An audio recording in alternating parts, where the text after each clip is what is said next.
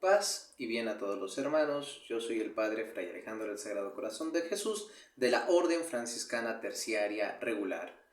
El día de hoy tengo el placer de darles la bienvenida a una sección más de este canal de YouTube donde abordaremos varios temas importantes sobre la fe. Y también le doy la bienvenida al Padre Fernando, que desde Colombia nos estará acompañando y explicando muchos de los puntos importantes sobre la fe cristiana. Como lo repito, yo soy el Padre Fray Alejandro y el día de hoy vamos a hablar sobre la Iglesia. Paz y bien.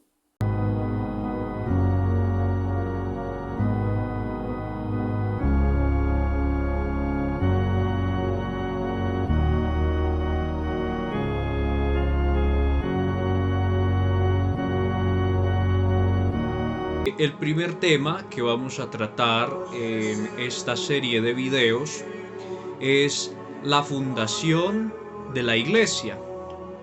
Si bien la Iglesia nunca ha celebrado fechas, sino sucesos, la fundación de la Iglesia no es un hecho conciso, sino que son varias situaciones, son varias circunstancias que llevan a la fundación de la Iglesia. Así como algunos dicen que se fundó en Pentecostés, cosa que pues es falso. Esto es un argumento protestante, no es católico, pero pues que tristemente muchos católicos han creído hoy en día. La Iglesia nace, se podría decir, de una forma mística y física cuando brota del costado de nuestro Señor Jesucristo la sangre y el agua al Viernes Santo al ser traspasado su costado con la lanza. Mas sin embargo, podemos precisar, según los exegetas y padres de la Iglesia, que la primera vez que hubo una comunidad cristiana en adoración de Dios en espíritu y en verdad, en adoración de Jesucristo, es en el portal de Belén, cuando la Santísima Virgen, San José, los ángeles y los pastores se postran a adorar al divino infante recién nacido. En la historia de la Iglesia se nos prescribe y se nos habla mucho de sucesos importantes, como por ejemplo momentos a lo largo del Evangelio que son de gran influencia para poder decir, acá empezó o acá se empezaron a poner las bases para la fundación de la Iglesia. Como por ejemplo lo es cuando nuestro Señor Jesucristo le otorga a Pedro las llaves de la Iglesia y le dice, tú eres Pedro y sobre esta piedra edificaré mi Iglesia. También después cuando nuestro Señor le pide que confirme a sus hermanos en la fe. Y se puede decir que la primera misión de anuncio de la buena noticia, de anuncio del Evangelio, porque el Evangelio, recordemos, significa buena noticia, la primera encargada de esto es Santa María Magdalena, cuando después de ir y ver el sepulcro vacío, va corriendo a donde están los discípulos y es la primera en anunciar que el Señor ha resucitado y que se le ha manifestado. Cuando fue la plenitud de los tiempos, el mundo se hallaba debidamente preparado según los designios de Dios, Jesucristo, Hijo eterno del Padre, Dios y hombre verdadero, nació en Belén de Judá, conforme lo habían anunciado los profetas. Hijo de David según la carne, nace en la estrechez de una insignificante aldea, vive como un sencillo artesano en Nazaret, otra insignificante aldea, hasta la edad de 30 años. Llegada a esa edad, recibe el bautismo de Juan, que lo enseña al pueblo como el Cordero de Dios que quita los pecados del mundo. Durante 3 años, de ahí en adelante, empezará la propagación y la enseñanza de la doctrina de Jesucristo, de la doctrina cristiana. Durante 3 años recorrerá los campos de Palestina enseñando el reino de Dios. Las riberas del Jordán y las apacibles aguas del lago de Genesaret o el mar de Galilea van a ser testigas y van a oír esas palabras suaves y ungidas, pero llenas de vigor que trae el Maestro. Las aldeas de Galilea, Samaria y Judea y las ciudades del mundo judío albergarán al humilde carpintero de Nazaret. 3 años de apostolado, de fatigas, 3 años derramando de mano abierta su poder divino, curando los cuerpos y dispensando la gracia, limpiando y santificando las almas. De entre los que sigue, escoge a 12: Simón Pedro, Andrés, Santiago el mayor, su hermano Juan, hijos de Zebedeo, Felipe, Bartolomé, Tomás, Mateo o Leví, Santiago el menor, hijo de Alfeo, Judas Tadeo, Simón el cananeo y Judas Iscariote, el que le entregaría. Elige más tarde a otros 72 discípulos, a los que envía a predicar a los campos y aldeas, revestidos de poder de hacer milagros. Estas son las bases y los fundamentos en los cuales se va a empezar a consolidar y va a empezar a emerger la iglesia, va a empezar a surgir como cuerpo místico y visible en su estructura, pues desde el principio goza de una jerarquía en la que Cristo la preside y va sucediéndose de cargos y de rangos entre los apóstoles que son sus sucesores.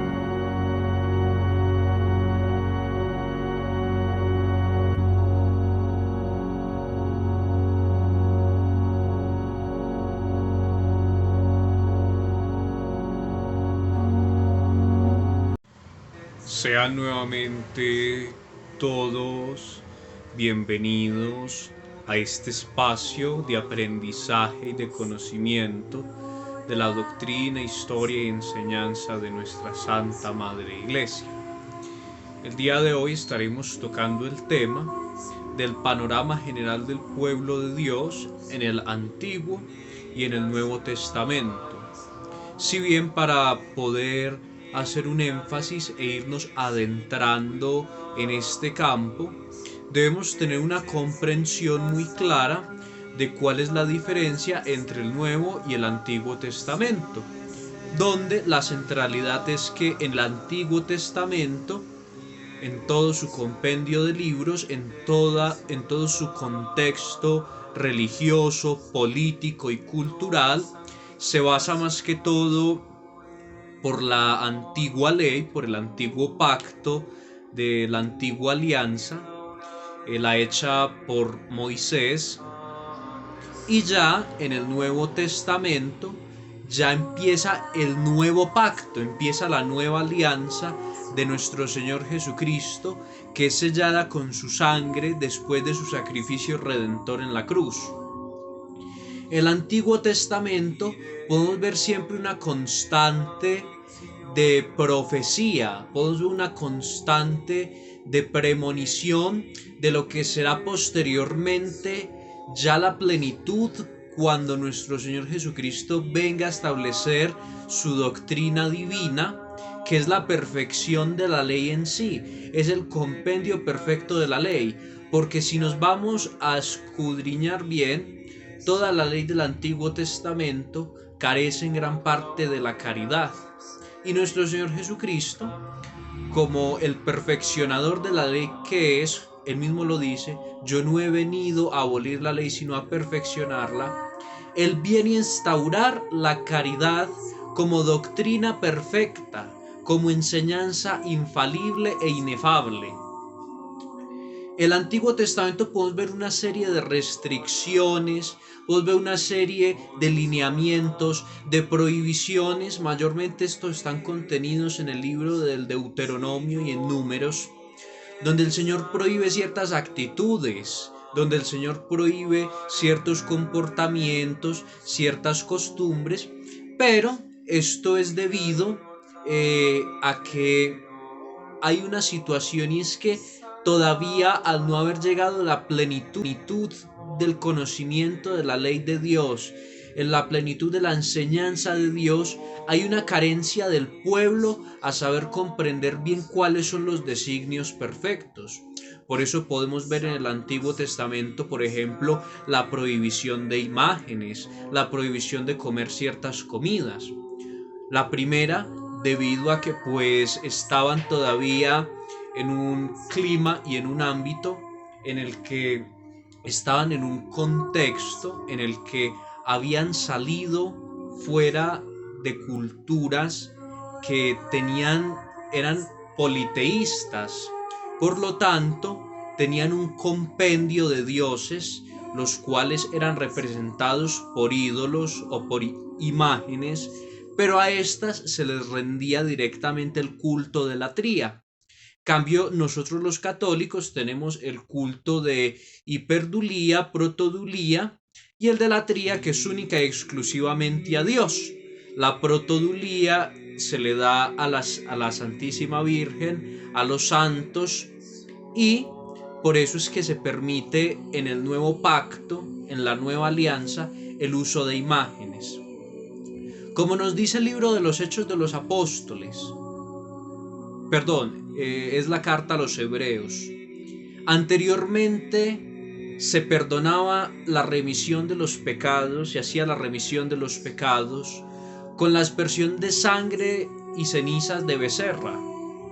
Pero ya con el nuevo pacto de nuestro Señor Jesucristo, el pacto perfecto y la alianza del sacrificio eucarístico, que es cuando se transubstancia el vino en su sangre, está la perfecta remisión de los pecados. Por eso las palabras de la consagración: "Hic et senin calix sanguinis mei novi et eterni testamenti mysterium fidei qui probius et promultis effundetur in remissionem peccatorum". Este es el cáliz de mi sangre, sangre del Nuevo Testamento, que será derramada por ustedes y por muchos, no por todos, por muchos, en remisión de vuestros pecados.